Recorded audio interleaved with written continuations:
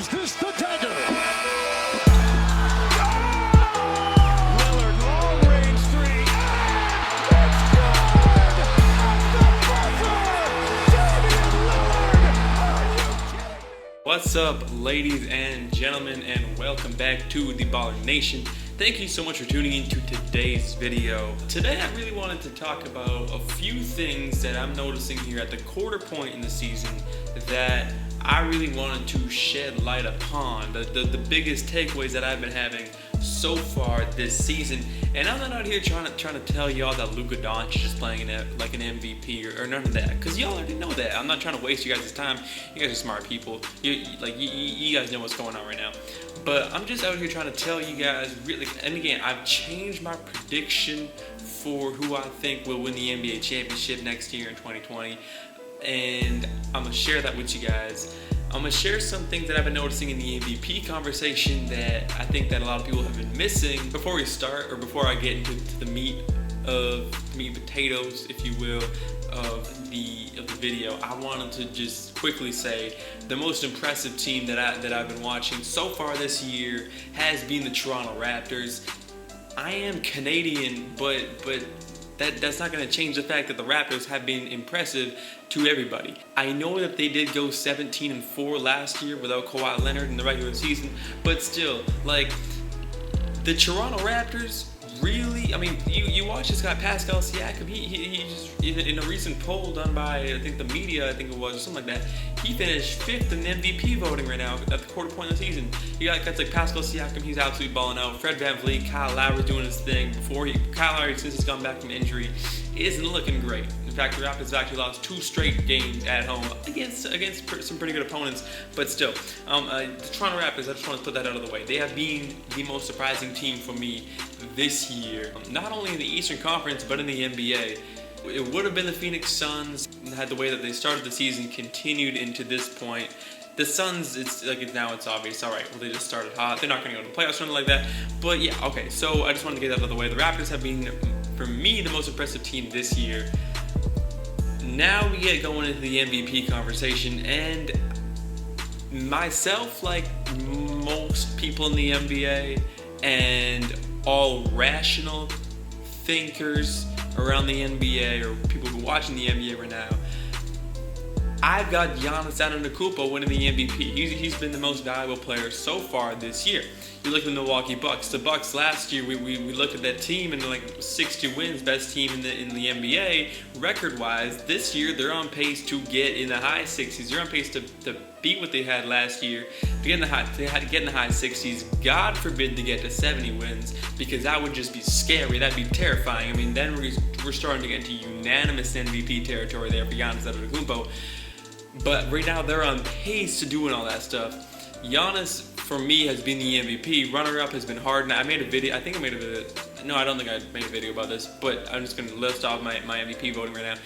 Number 1, Giannis. Number 2, Harden. Harden not far behind right now, but he's still a considerable distance away, from being honest. LeBron James would come in at number 3. Luka Doncic come in at number 4, and I really haven't thought about past Luka Doncic, because really there hasn't been a fifth favorite, if you will. Like, there's four players right now in the NBA who's got a shot at the MVP, and so I've just ranked those 4 right there. But yeah, so for me so far, Giannis has been the MVP. James Harden is close. I think that at this point last year, though, I will say that I had Giannis winning MVP. Giannis was my MVP at this point last year.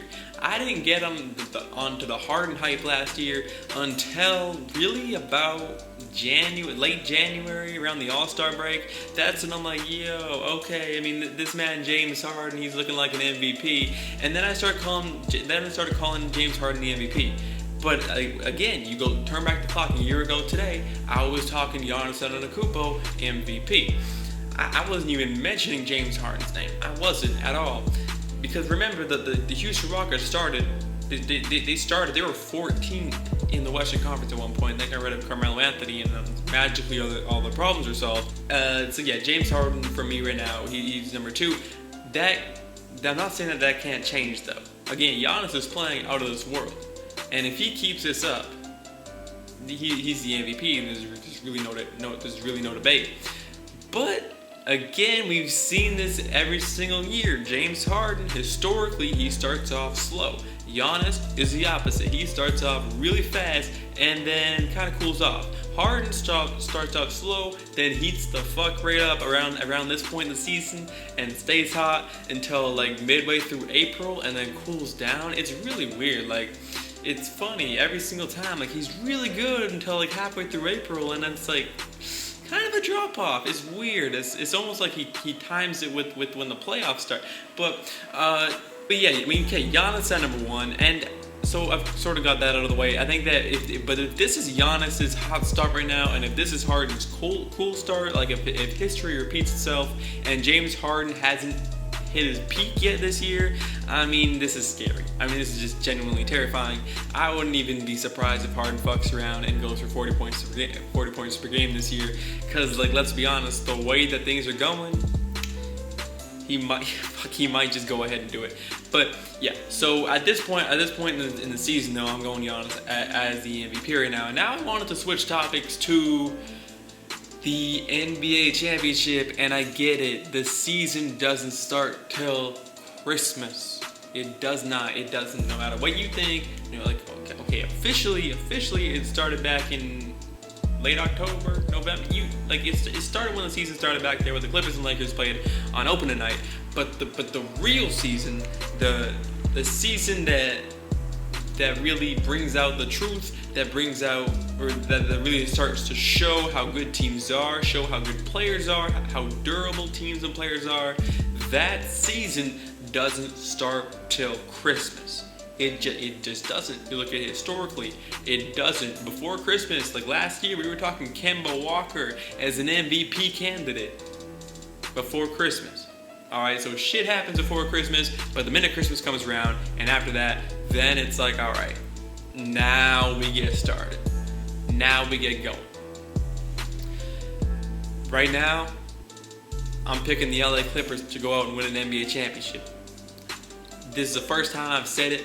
I said since before the season started, I said I thought that the Lakers were going to win an NBA championship, and I said that the Lakers and Clippers are going to be playing together, playing against each other in either the second round or the third round of the playoffs, and that the refs were gonna give the Lakers a call. They were gonna give the Lakers a play, and that would eventually lead to the Lakers winning the series and going on winning the NBA championship.